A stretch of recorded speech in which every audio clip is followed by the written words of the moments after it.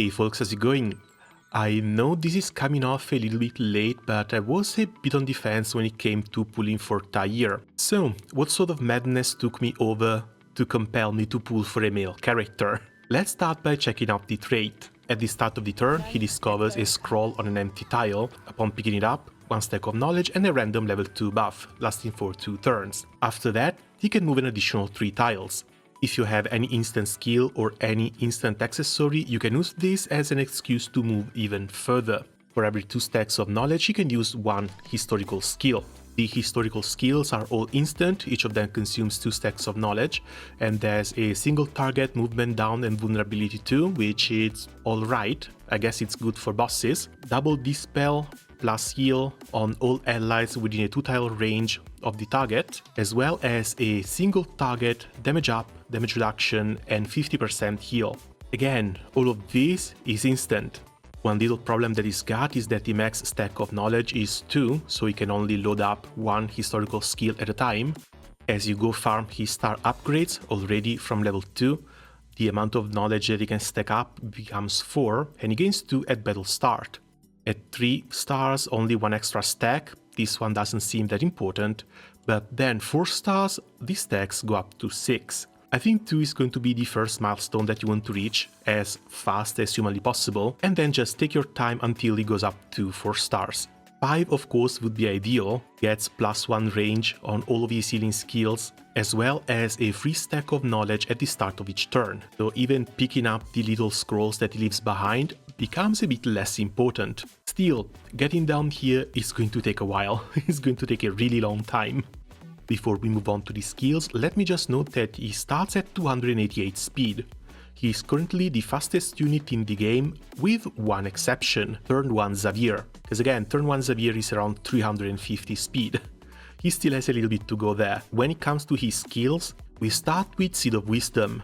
Dispels 1 debuff from all allies within 2 tiles around the target and gives them speed 2 for another extra 100. Basically your entire team, or most of your team, ends up moving before the enemy team in PvP. This becomes a bit less important in PvE scenarios, but 2 turns plus 100 speed, absolutely amazing. This is a core skill. On top of this, Meditation, which restores 1 energy at the start of each turn. All your characters get 2 energy per turn for 2 turns, so you can keep this one up permanently. Kind of insane. On the other side, we've got the 1000 Mile Echo. 2 mana cost, 3 turn cooldown, restores 4 energy to a target ally and grants them attack, move and speed up for 2 turns. Again, 100 speed here as well. It's only a single target buff, not that big a fan of it. I haven't run into a situation in which I need a main carry to do all the work just yet. Maybe I might want to save a Castalia to unlock this just in case I need it, but until I do, I'm going to leave this here. Rank 3, I don't think it matters. Rank 5, Pacifism. Before being attacked, dispels 2 buff from the attacker and decreases damage dealt by 20%. Kind of a no-brainer, unless you want to use him for some heavy damage over time stages, maybe in some challenge modes. I do remember lowering the damage over time damage that you take was useful in some map, but I can't quite put my finger on which map that was. Rank 7, Campfire Night Talks. It's a healing skill, which inflicts sleep and tipsy on Taair and all characters within a 2-tile radius for 1 turn. It also restores 60% HP and dispels 3 debuffs from Taair. The other debuffs is going to come from the weapon and maybe the tarot for your allies. Because, let's face it, inflicting sleep on your allies is the last thing you want to do. But if you have your enemies bunched up, you can just send him in, sleep everyone for 1 turn, and then proceed to take them down one by one. Tipsy is a crit buff. Wait, is this the same Tipsy that Revia has? Yep, absolutely, it is. 60% crit, 20% damage taken down. Yeah, either this or we're going to have to give Tipsy to other units as well. 30% crit on young Revia might also not be all that bad. Their skill over here is Flagellant, gains 1 stack of penance after taking damage, more damage reduction, and recovers 1 extra energy if the character has penance stack at the end of the turn. Don't think this is needed, especially if you don't get dispelled and you can just use Seed of Wisdom. Rank 9 we have an always useful Dispel. I went with this one on this character because when it comes to healing, it feels like he already has all the healing he needs. so 15% extra heal boost doesn't seem that impactful. Rank 11, we've got Divine Healing, single target heal for 60%, and then all allies within 3 tiles for 30%. This is basically Samantha's heal, with a little bit larger range. On the other side, we have another one of his signature skills, Cage Reverie. Costs 2 mana, but it has a 7 turns cooldown. What exactly justifies a 7 turns cooldown? Cage Reverie is an aura, it's not a buff, it cannot be dispelled. Increases damage and piercing damage by 15% for all allies within 3 tiles, allows them to take shed damage, and grants them immunity to attribute debuffs. On top of this, at the end of the action, recovers 50% HP. Now, sadly, this only has a 2-turn uptime, but this is such an insane skill. And that skill alone is the reason why I want the Engraving Resonance here. Because sure, it's only 50% chance, but if you get to reduce the cooldown for Caged Reverie, you can potentially have this one with a 4 turns uptime, which is kinda crazy right off the bat. When it comes to the weapon, Reorganized Cube, 15% extra healing, always nice, extra clear, always welcome. On top of the clears he already brings, Focus 1 increases the single target skill range by 1 tile, and 2 of his historical skills count as single target, both for the movement as well as the single target heal here. Otherwise, Starry Sky Heritage for a bit more health, a bit more magic attack. As for the trinket, this might be a bit of a harder choice. Cooling Powder, which increases healing received and gains immune to heal block. Fancy Hats bring immunity to disrupt, he cannot be silenced so he can continue healing, that's the reason why it's on Samantha. Otherwise we have the usual supporting stuff with the Disaster Bottle, and considering his speed, I was looking into the Scrolls of Augusta as well, but this one would be mostly just to give a random buff to one unit, and hope that you get into the attack or crit ones, because the speed it's only 50 and he buffs 100 which can be permanent. Either this or something that can be used multiple times. If he doesn't have one of these knowledge skills active, he can just use one of these after moving and still have his other skills available. So you can run around, pick up your scrolls, cast instant skills and continue moving around before you have to stop. For now, let's just put the old Scrolls of Augusta on him. We might change this later. The stats are something I really don't like though, mostly because these rolls are kind of crap. 12 to 15% magic attack plus defensive stats would be ideal, but it's going to take a little bit until I reroll these into something usable. Lastly, Tarot. Empress, always nice, converts another 2 debuffs into 2 buffs, and you should be able to use this on top of the Sleep. Force of Fortune might not be that bad, it brings some extra healing, it brings some extra buffs, and you know what? Maybe this one might not be all that bad either. I do wonder if there's multiple scrolls lying around one near the other, if you can just stand by, move, stand by, if you can reduce the Cage Reverie cooldown by multiple turns. Let's try this out, shall we? Okay, now there's 3 scrolls here, cooldown is at 6. Cooldown -1. Cooldown -2. Cooldown -3. We're down to a 3-turn cooldown. This is so good. Oh, not only because we have to stand by at the end of the turn, so next time we have Caged Reverie up again. What the hell? Alright, yeah, you know what? I'm kind of liking Guidance of the World. Sure, it doesn't bring an extra 2 debuff clears, but the fact that you have a skill with a 7 turns cooldown that you can reset once thanks to the Resonance Engraving, and then you can lower its cooldown by leaving scrolls down on the ground and just running around and using standby on Guidance of the World, this might lead to some pretty nice cheesy moments. So let's go see him in action, because when it comes to the Waveram tournament, I've been trying the challenge mode a little bit.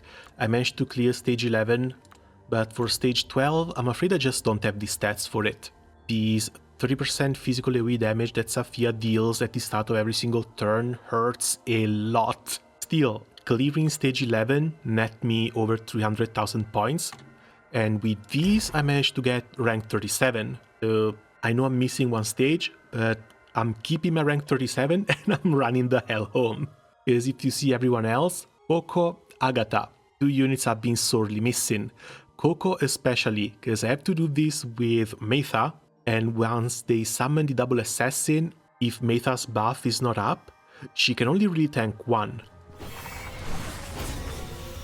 So, we start by moving up and buffing as many units as we possibly can. One thing I forgot to say, every single unit in here has the wheel tarot. We don't generate energy ourselves, we need the wheel tarot to do so.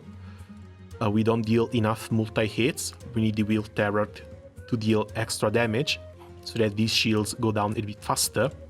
And when it comes to the healing, some extra healing from the wheel tarot is also very convenient.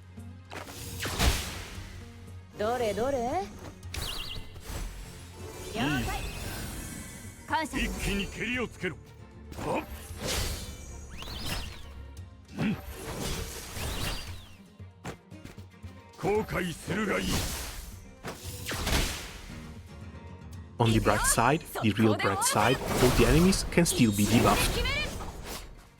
If they also took debuffs away from us, I don't know what I could have done here.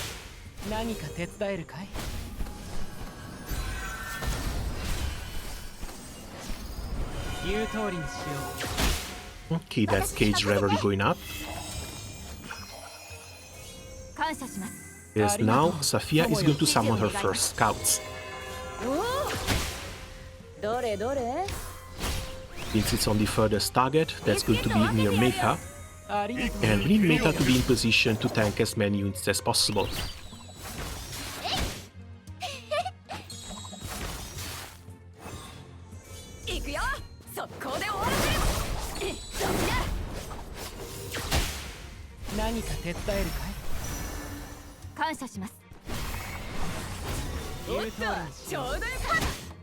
Again, instant target skill, movement, scroll, movement.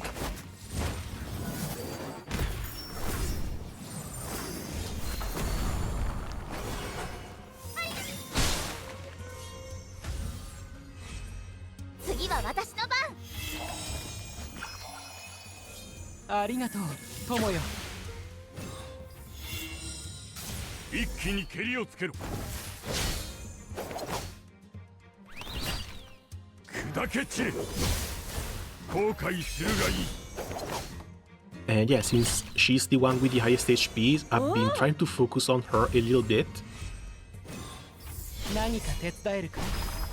Even though I know it would be ideal to kill everyone at about the same time.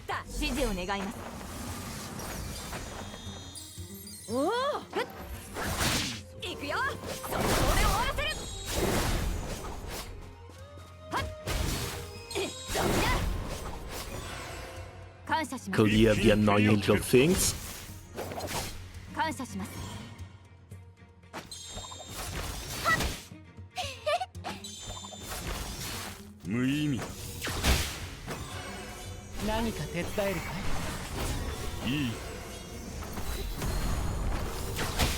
Just to make sure, planted his spear right behind him. So he's not gonna get one shot once he gets hit by the Ballisto guy. And this is with 50% damage reduction, by the way. I think him being at 1 star with low stats, non-maxed out accessories and really bad rolls might have had a little bit to do with it too.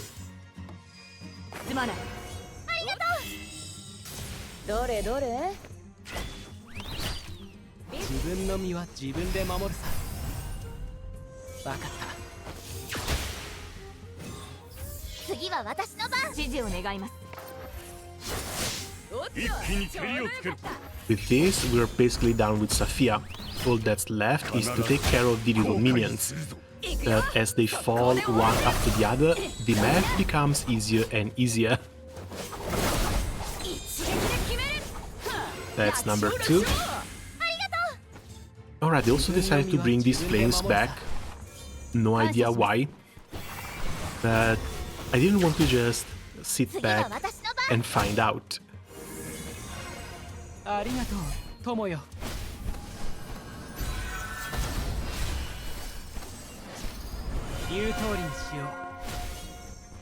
くよ。速攻で終わらせる。一撃で決める。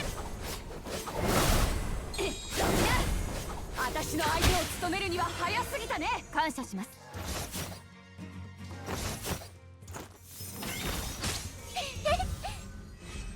何か手伝えるかい？ And yeah, that damage spread. Honestly, kind of crazy how much he can completely nullify a single target nuke. And since it's on a 2-turn duration, might even be a little bit better than Samantha's own 40% damage reduction.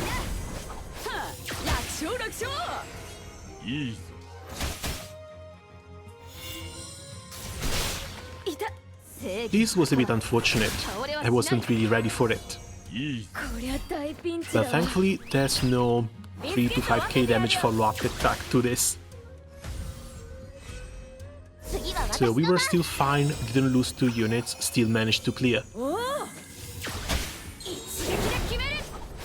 Just one left.